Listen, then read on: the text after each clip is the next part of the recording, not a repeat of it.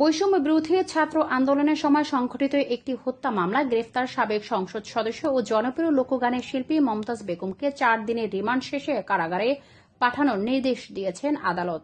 শনিবার 17 মে ঢাকার metropolitan magistrate Mohammad Minhajur Rahman শুনানি শেষে তার জামিন আবেদন নামঞ্জুর করে এই আদেশ দেন। তদন্ত কর্মকর্তা মিরপুর মডেল থানার এসআই মনিরুল ইসলাম কারাগারে আটক রাখার আবেদন করেন। শুনানিতে রাষ্ট্রপক্ষ জামিনের বিরোধিতা করলে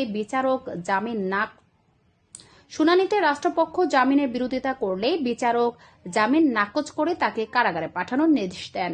মমতাজ বেগম গত 12 মে রাতে রাজধানী ধানমন্ডি থেকে গ্রেফতার করা হয় এবং পরদিন আদালত 4 দিনের রিমান্ড মঞ্জুর করেন। মামলা সূত্রে জানা যায়, 2024 সালের 19 জুলাই মিরপুর 10 এলাকায় চলমান বৈষম্য বিরোধী ছাত্র আন্দোলনে গুলিবর্ষণের ঘটনায় সাগর নামের এক ছাত্র নিহত হন।